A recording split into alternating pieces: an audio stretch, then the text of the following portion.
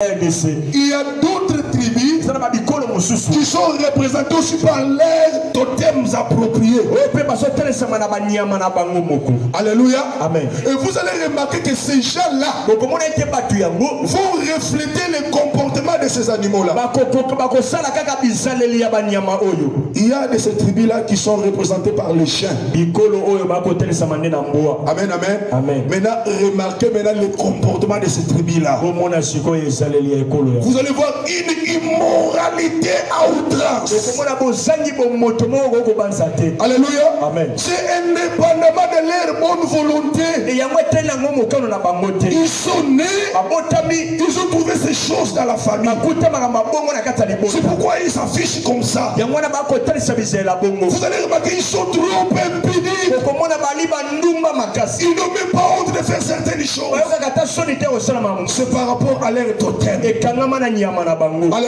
Amen. Les autres sont liés aux eaux. Et ils ne peuvent pas mourir dans les eaux. Ils ne meurent pas par noyade. Parce que leurs ancêtres, leurs ascendants, ont baptisé avec les reines des eaux.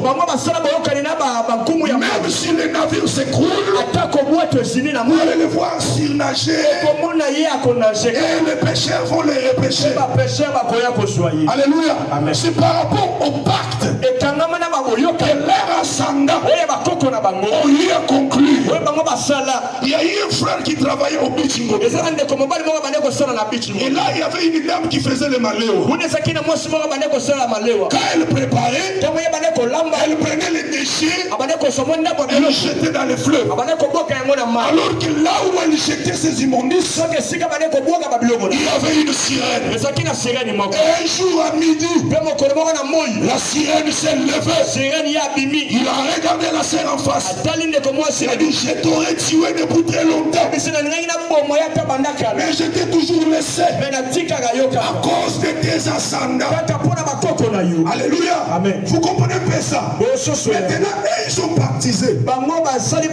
Vous vous êtes protégés. Maintenant, le prix à payer. Qu'est-ce que le prix? Quel est le prix que vous payez? Qu'est-ce qu'ils prennent en retour? Chez nous, les Bakuba, ils sont les militaires ancestraux. On les appelle les Yolés. Quelqu'un de Kuba peut traverser toute une forêt. Il n'y aura aucun animal féroce qui peut le faire du mal. Parce qu'ils sont sécurisés par ces militaires appelés Yolés. Mais ce qu'ils prennent en retour, mes frères, vous n'avez pas d'idée. La plupart des garçons très intelligents, brillants, mais ils ne peuvent pas jouir de leur intelligence. Ils sont frappés par la loi de la pauvreté. À moins qu'ils aillent rencontrer une grande onction pour les libérer du chaîne de la pauvreté. C'est comme ça que les choses se font en Afrique. Mes frères, si vous ne priez pas, vous resterez condamnés avec le parler à langue dans la bouche. Maman, avec les visions, tu es lié. C'est pourquoi la Bible déclare, vous connaîtrez la vérité et la vérité vous affranchira.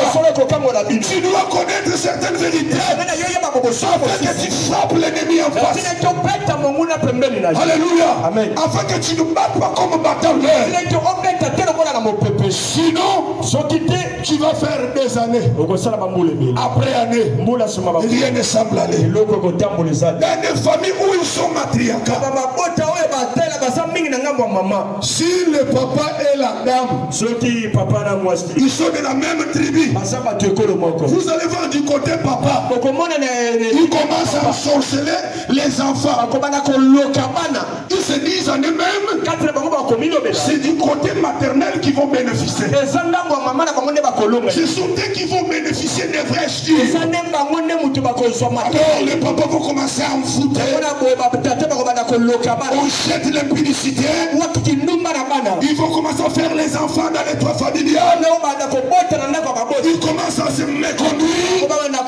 faire des bêtises, c'est parce qu'il y a des choses qui ont été dites. Mes frères, nous devons prier Dieu. Alléluia. Amen. La Bible déclare, le Fils de l'homme a paru pour détruire les œuvres du diable. Je dis à une personne, tout ce que le diable a planté dans ta maison, tout ce que tu as trouvé dans ta famille, ton père magicien, ton ancêtre était magicien, il a reçu des choses de manière illicite, de manière illégale, de manière illégitime. Vous êtes tous liés. Rien ne semble aller, rien ne semble marcher. Il faut vous lever dans la prière. Il faut vous lever dans la prière. Il faut vous lever dans la prière. Il faut vous lever dans la prière. Tu es né. Tu arrives au monde. Ta mère avait un certain comportement.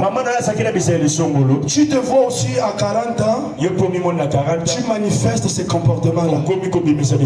C'est parce que dans ton sang, les chromosomes de ta mère qui ont les moyens de transmission du caractère ont ramené ces mêmes comportements dans ton sang. Tu remarqueras dans une famille où l'ancêtre était Mobundi, ils avaient leur animal totémique gorille. Quand l'enfant mal est né, on le lave avec l'os de gorille. Les conséquences, quand cet enfant se bat avec la vie,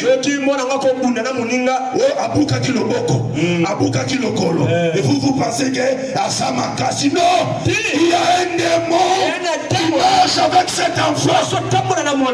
Alléluia. Amen. Et quand l'enfant grandit, il épouse sa femme, il commence à faire des enfants.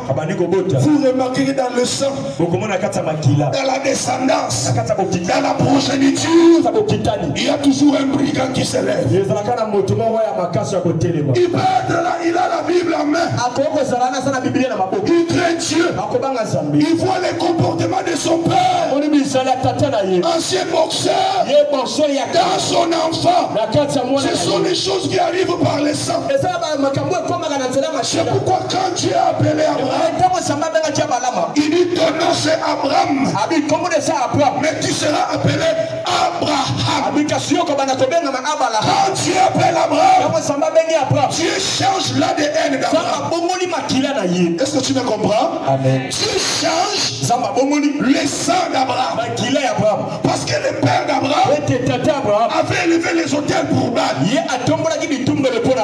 père d'Abraham était un féticheur. Alors comme Dieu avait pointé Abraham, il devait d'abord les nettoyer.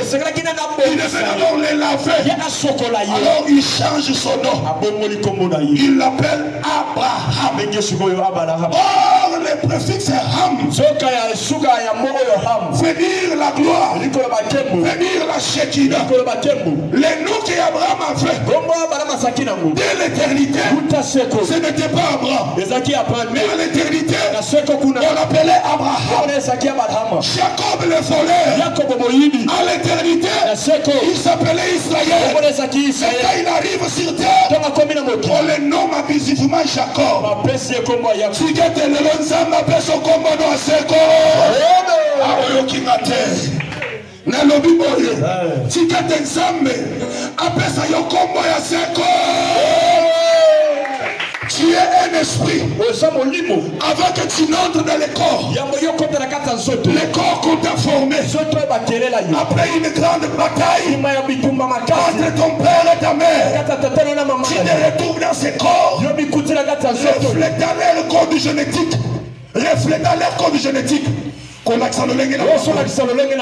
Laisse-moi te dire, tu avais une identité céleste, tu avais un autre nom dans les cieux, et ce nom-là, c'est ce que Dieu va te donner, c'est ce que Dieu